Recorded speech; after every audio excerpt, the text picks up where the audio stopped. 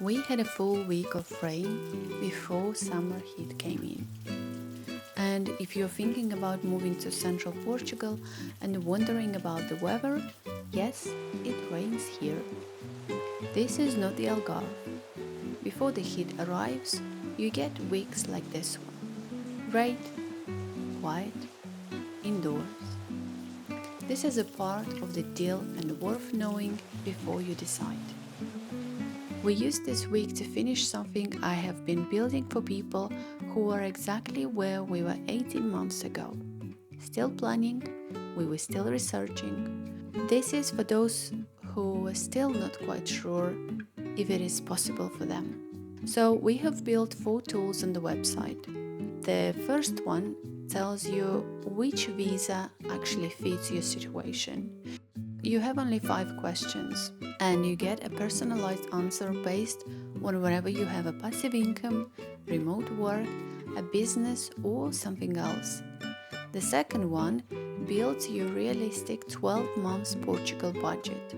I had some people asking me about the costs, so I have created a tool that will actually email you the full breakdown based on your family size, your region and your lifestyle.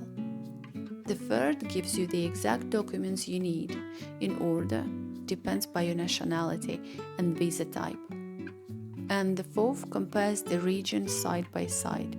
Whenever you are not sure where to go and where to settle, Coimbra, Lisbon, the Algarve or Porto, it will give you the help to actually see the cost, the schools, the healthcare and the weather. They're all being compared side by side. This is based on our own experience and on those who we speak here locally. They are completely free to use. All of them is on our website and the link is always in the description. So the rain cleared and we went to see another piece of land. I'm not going to go deep on this one. It was not the right one for us. But I want to be honest that this process is still happening, because if you're thinking about buying land or property in central Portugal, here is something real. It takes time, it takes viewings, it takes building relationship with agents and locals and people who have already been through it. We are accumulating that knowledge, and when we have the full story to tell, we will tell it. But for now, we're still living in it.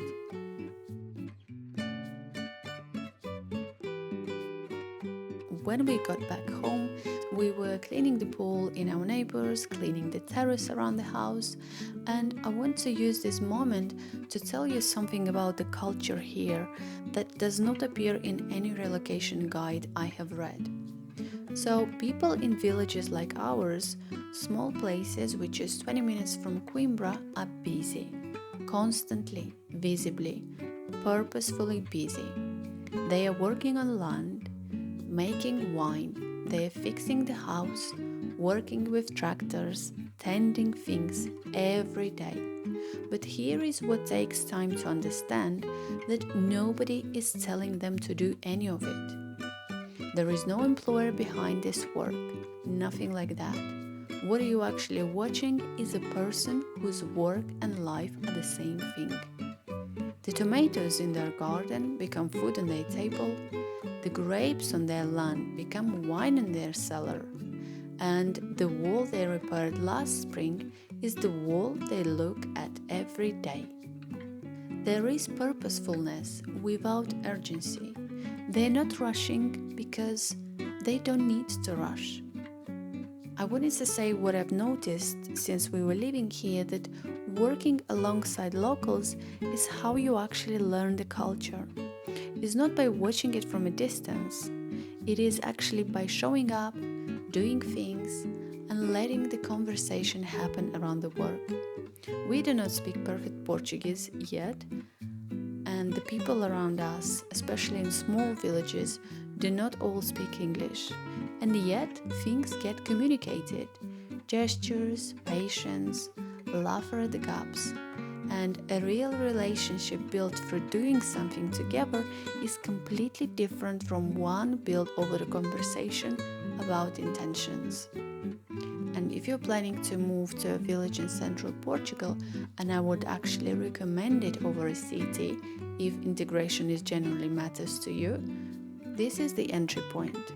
Show up, do things with people, that is it. Even in a small village like ours, life is active. There is a specific energy here that you do not feel in towns or cities. I find that the culture is kept here more strongly in places like this, in a small village, because the people have not left, the traditions have not thinned, and conversation between neighbours go back generations. People actually live here since they were born. Something I need to explain, because when I first heard it, I generally didn't know what was happening. I heard loud shots going off above the village.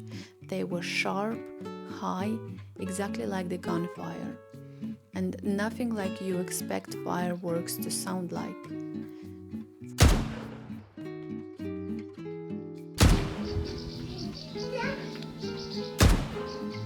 These are called foguetes. They are rockets fired into the sky. It is very interesting because this is how Portuguese villages have announced festivals and celebrations for hundreds of years, before we had phones, before any notification system existed. And I'm actually very surprised to still observe it in today's days. While the village was getting ready outside, I was in the kitchen making a shrimp soup as for lunch. I want to talk about food here for a moment. I don't want to take it romantically, but I want to say it practically, because it is one of the biggest actual difference between daily life in central Portugal and daily life in Scotland, the UK, or most of Northern Europe. Food in central Portugal is still seasonal and local in a way that has almost completely disappeared elsewhere. For example, at the Tuesday market near our village, you're buying directly from the person who grew it. The tomatoes you're buying were picked that morning. The eggs came from chickens the seller knows individually, and the olive oil was pressed from trees on land that family has owned for generations. This is how food works in central Portugal. This is not a farmer's market. This is just how food works here. I guess that's why food is becoming number one reason why people move to Portugal. I want you to know that when you move to central Portugal, your relationship with food changes. Not because you decide to eat better, because the food available to you is simply better, more direct, and cheaper than what you were eating before.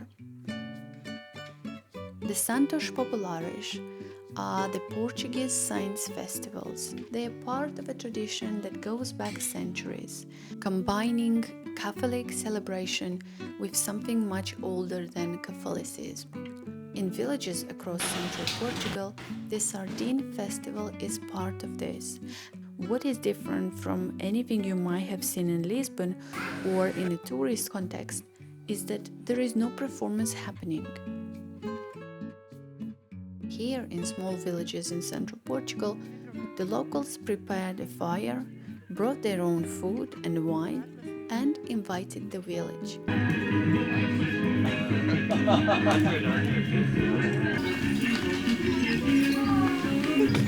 So what's the recipe? Just salt? Just salt, yeah. We happened to be part of the village. That is the distinction that matters if you're thinking about this kind of life. You're not a tourist consuming a culture. You are a resident participating in one, and those are completely different things. Sardines at these festivals go back to the 19th century, when the large fish went to wealthy tables and small ones went to everyone else. The festival democratized the fish. Today, the sardine is the symbol of Portuguese summer, not because it is expensive, but because it is the people's food, which is cooked outside and shared between everyone. That's exactly what happened on our festival.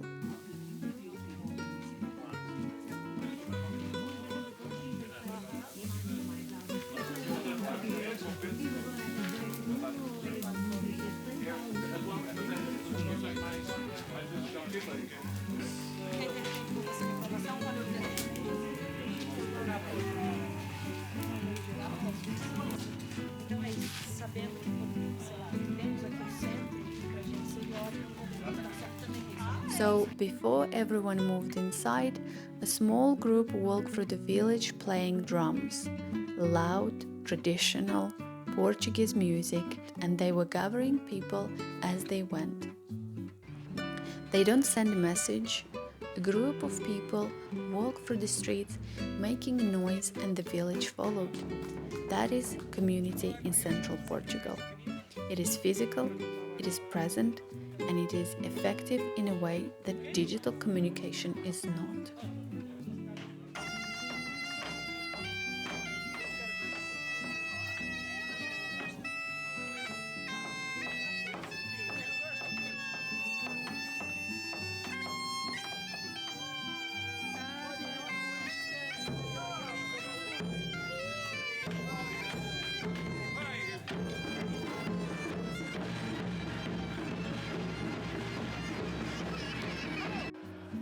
Inside, everyone sat around tables. People had brought food they cooked at home that morning, and dishes were made from memories. Recipes have not been written down anywhere, their mothers and grandmothers made them. And then someone handed me a glass of wine. I haven't had wine in a while, but I've been told that this is not wine from a shop. This was a wine from their land, their grapes. Notice there was no label on the bottles, no vintage year, and no marketing behind it. Just wine made by the person who owns the land it came from. And I now understand why Portuguese people are so serious about their wine in a way that has nothing to do with status.